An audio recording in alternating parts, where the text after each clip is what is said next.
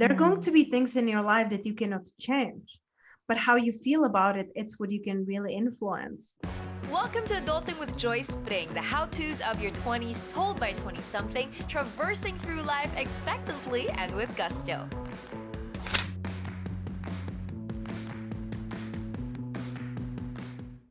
With all the women that you've coached already these past few years, what are the usual struggles that we face that we sometimes aren't even aware of? Oh my gosh, I love the question so much. And I truly believe that it comes down into a couple of the things.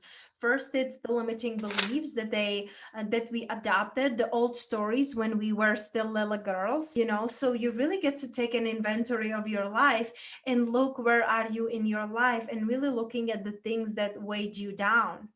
And what would your life be without that? And then, even though when you overcome the limiting beliefs, now it comes to money mindset. Because I don't know about you, but I wasn't taught about money. You earn I it, wasn't taught either. right?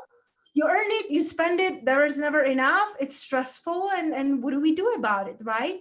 Once I work with women on healing their past and really removing their limiting beliefs, we step into the money mindset. Because now imagine, it doesn't matter how hard you work, if you don't have a relationship with the money, you won't be able to create sustainable income plus helping other people like your family and building the team. So those are the two biggest things that I really work on with women, because everything else, it's really just a cherry on the top. I find that people who have gone through a lot of difficult things don't know how to talk to themselves properly because they're always just either, they're suppressing their emotions. They don't want to deal with stuff because they feel like if they start dealing with their emotions and their hurts, then everything will just blow up in their face. So we push it down and we let it manifest in different negative habits. So how do we start knowing ourselves better and finding our soul purpose? I wholeheartedly believe that it all comes down into know thyself.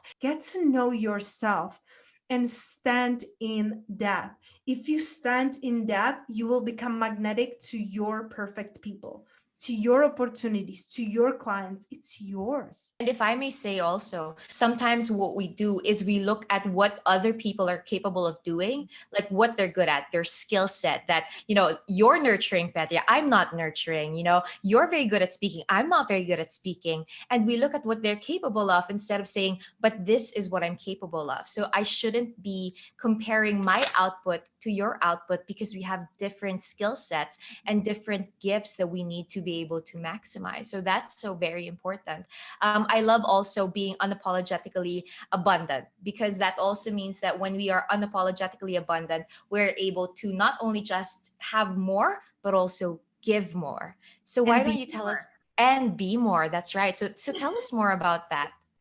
So, it's such a beautiful question because it will really tie back into realizing my core values. Mm-hmm. And in that moment, when I realized it and let go of everything, I realized that that wasn't me who was living that life. So I really stepped slowly. You don't jump into it, but I slowly step into being unapologetically me. And that's, Joyce, when really miracles start to happening. What I realized is that your purpose is to be yourself. Because if you think about it, there is no one like you.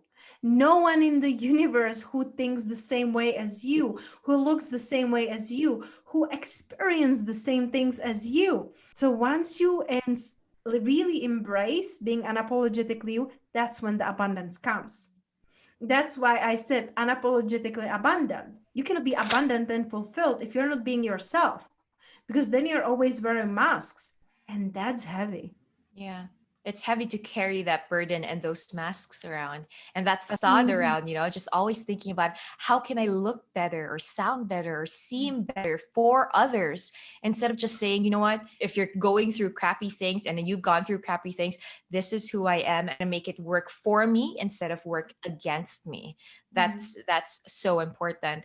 But I find also that when I was looking through your videos and your podcasts and your blog, I was so fascinated about how how positive you are. I wonder if that's something that you had to work on during this whole pandemic. How do you stay positive and still dream of the ideal life that you want, even when we're in dire circumstances? Like you said right now, Joyce, you said the keyword circumstances.